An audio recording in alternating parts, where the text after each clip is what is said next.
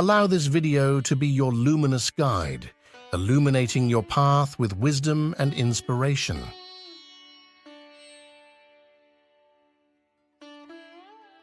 To progress in one's path simply means that you have an expanded sense of ignorance. Once it happened, a man was trying to carry a grandfather clock from a truck to his house on his back, a huge one. A drunk came by and said, "Hey, mister, you just take my advice, get yourself a wristwatch."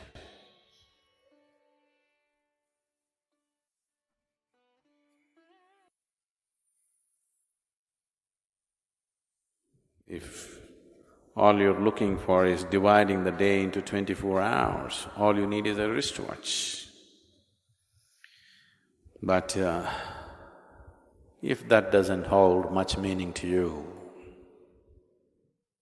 if that process of dividing life into proper compartments and living doesn't mean much to you anymore, you want to know the timelessness of life, the boundless nature of what this is, then you need to be a little bit set on fire. Simply very nice logic or pretty emotions won't do it. They're nice, they organize your life. They make your life clean and acceptable. But it doesn't magnify the possibility of moving from a limited state of ignorance to an unlimited state of ignorance. Today, modern scientists are coming to this point. All these years they believed, someday we will know what is the nature of the existence. Today, lot of top-level physicists are coming to this point where they're beginning to talk in terms of we will never know. We will just go on expanding the borders of our ignorance, but we will never know. This is what mysticism meant. This is what a mystic means, an utterly ignorant person. Everybody else is little bit ignorant, little bit knowledgeable. They know some things, they don't know some things. Someone who doesn't know anything at all, who is not burdened by knowledge, because knowledge is an accumulation. Someone who is simply not burdened by any kind of accumulation, he is a mystic because he's chosen to be utterly, absolutely ignorant, not in parts. So, better to moving from a wristwatch to a grandfather clock is not a comfortable thing, not at all comfortable. If you're carrying a grandfather clock on your back,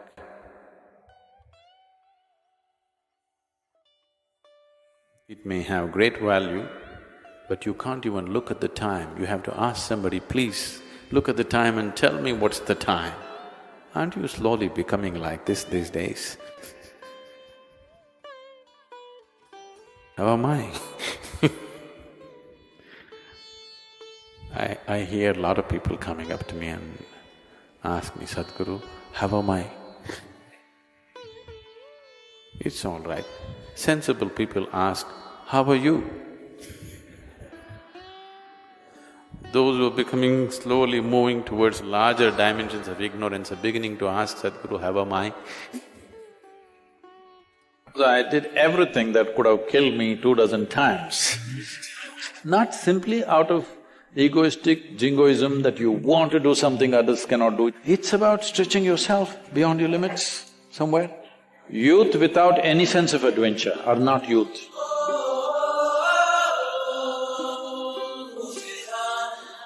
First question is from Georgie. Sadhguru, we know that you are always a game for adventure, but many young people mindlessly get into adventure sports and even lose their lives in the process. What is your suggestion for the youth who get into adventure sports? Well, I have no right to advise anybody on this arena because I did everything that could have killed me 24 times. But I'm here somehow. So, see, when we say adventure, you can have ventures in your life or you can have adventure. Adventure means you don't know where your next foot is going to be. That's adventure. That means there is danger. No danger, everything safe, there is no adventure, isn't it? It's a venture. I'm not against ventures, but you're talking about adventure. That means you want to step into something that you don't know, isn't it? If you step into what you know, unpredictable, that's not an adventure, that's just an activity. So, I must tell you this. Why should I tell you all this and make some crazy people do something crazy? Well, one thing, my father, the physician, and constantly worried about me. His greatest worry was, he would knock his head and say, "This boy has no fear in his heart, what will happen to him?" I've heard this dialogue right from the age of 5, 6. He has no fear, what will happen, what will happen? One day I was around 11, he said the same thing. He has no fear in his… because about 12-foot long cobra came, I just picked it up and walked away.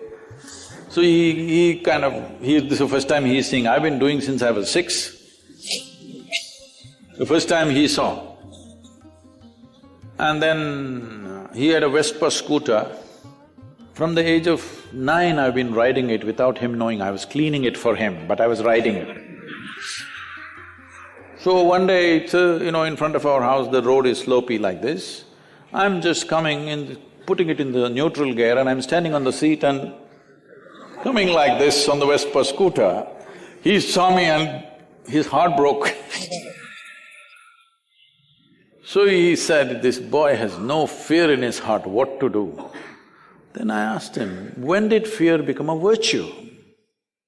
He said, "See, I told you he has no fear." So why are we thinking that we have to enter life fearfully? If you're fearful, fear is one of the worst emotions that people go through in their lives. Why fear happens is, you are imagining something that's yet to happen. Hello? You're imagining something. So what you're suffering is not some situation, you're suffering your own imagination. No, imagination is a fantastic thing. You're an architect, you must imagine, but if every building that you imagine, if you fear it may fall down, it'll drive you crazy. Even in architecture, there is adventure, isn't it? You must see Ranakpur. Have you seen Ranakpur in Rajasthan? You must see. Ranakpur also has Kumbhalgarh within 20 kilometers. It's the second largest wall on the planet. Most Indians know because we keep all the things that we should be proud of a secret. It's in Kumbhalgarh. Close to that is Ranakpur. This architect is a madman, but he's a very super sane madman because he knows what he's doing. See, if you build a building, this is a temple with 1,000 columns. If you're thinking about safety, what would you do? Just in case over a period of time, if one column collapses, because those days the material is only stone, there is no steel and concrete and stuff. You would make sure if one column falls down, there'll be another column which will keep the temple up. No, he built it in such a way, the audacity of him is such. If you pull down one column, the entire temple will come down. His pride in his intelligence and capability is such that he made it in such a way, if one column comes, the temple should not exist. And it's standing for over 500, 600 years without any issue. You will see something like that in the yoga center. We built an elliptical dome, no steel, no concrete. And at the top, it's only 8 inches thick. And just to freak people, I left a 9 feet diameter hole. People said, this will go to collapse. It will not collapse. If you don't have any adventure in your life, in whatever you do, it doesn't matter, in every sphere of life, there is room for adventure. This means you must trust your capability and competence and one step more than that. There is a risk, of course. If there is no risk, there is no adventure, isn't it? So will young people get killed? Yes, unfortunately, sometimes it does. Before I became 35 years of age, at least 12, 13 of my friends died. Some in motorcycles, some in hang gliding and all the things we were doing together, some of them died. Well, they didn't kill me, but could I live without having done all those things? No. Even if one of those situations had ended me, still I would do it. Not simply out of egoistic jingoism that you want to do something others cannot do, it's not about that. It's about stretching yourself beyond your limits somewhere. But today, the world is far more organized, there's a whole lot of equipment. When we were doing it, crazy things, we had no equipment of any kind. We just did things just like that. But today there is safety equipment, there are systems, there are nets and there are so many things. Well, one of you should start a venture in adventure and bring the right equipment and everything. See, right now, some of the young boys, when they get the two-wheeler, they want to do some stunt, as I was doing, standing on the scooter and riding.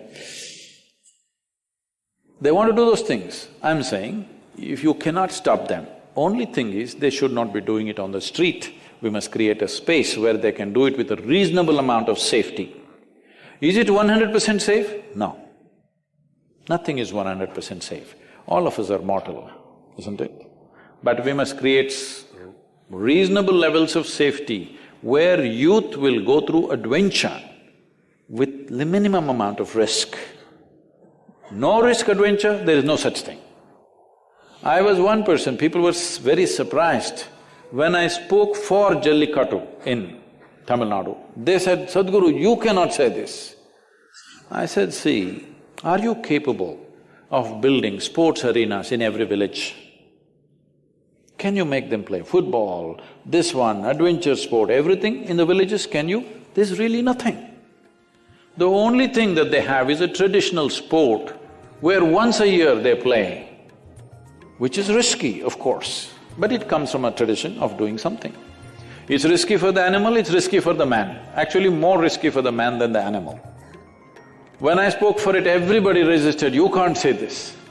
I said, see, youth without any sense of adventure are not youth. You can already bury them as old men. They have to do something. But this does not mean they have to do wild things on the street.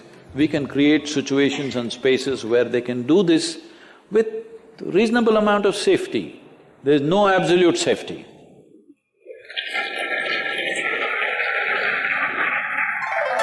Some of the parents who are here don't approve of this, but otherwise they'll do it somewhere where you can't see. This is one thing I noticed in United States, especially our center is in Tennessee, so I'm just seeing this. If you go to your shop, I go to your motorcycle shop, and I see they made motorcycles for 3-year-olds. They actually built motorcycles for them. 3-year-olds are riding full on in the dirt bikes. I thought, this is great, parents are standing there fully helmeted, jacketed, everything, they're riding. This is great because this needs to happen. Otherwise, they will do something wild when they are 15, 16, without any training, without any preparation, without the safety equipment, then we don't know how it'll end.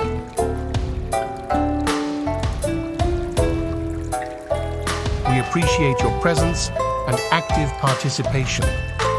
Let's continue this journey together, exploring new horizons and sharing our light with the world.